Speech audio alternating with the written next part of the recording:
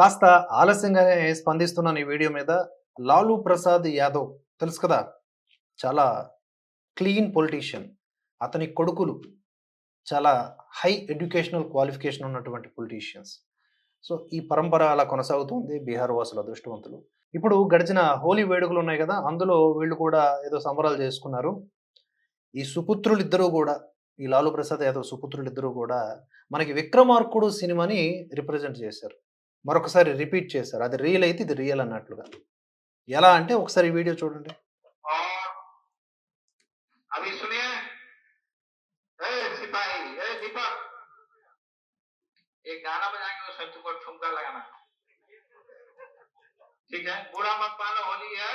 आज नहीं ठुमका लगाओगे तो सस्पेंड कर दिए जाओगे। बुरा मत मानो, होली है। बाबा हरिहर नाम, सोनापुरा में होली खेले। అది సంగతి. అంటే అక్కడ హోలీ వేడుకల్లో భద్రత కోసం ఉన్నటువంటి పోలీసులు వాళ్ళు ఒక పోలీస్‌ని పిలిచి, "ఏ సిపాయి, ఏ సిపాయి" అని పిలిచి, "ఆజ్ హోలీ హే! మీరు డాన్స్ ఎయాల్సిందే. వేయకపోతే సస్పెండ్ చేసేస్తా" అన్నట్లుగా మాట్లాడతాడు. ఆయన విధుల్లో ఉండాలా? వీళ్ళని రక్షించాలా? లేకపోతే వీడు చేస్తున్నటువంటి ఆర్డర్స్‌ని పాస్ చేసుకుంటూ డాన్స్ చేసుకోవాలా? ఇప్పుడు ఒక నీతి అనేది ఒకటి ఉంటది కదండీ! ఇంత అహంకారం. ఇలాంటి రాజకీయ నాయకులు కోకొల్లలుగా ఉన్నారు మన చుట్టూత. ఎంతటి అహంకారమో, దంభమో, కన్ను, మిన్ను కానవనమాట. ఏది నోటికొస్తే అది మాట్లాడతారు.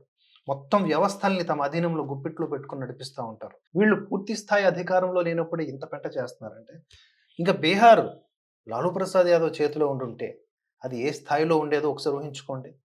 ఆయన చాలా ఇబ్బందికరంగా, చాలా అవమానకరంగా ఆ పోలీసు తప్పదన్నట్లుగా డాన్స్ చేస్తూ ఉండడం కూడా మీరు చూస్తుండొచ్చు వీడియోలో.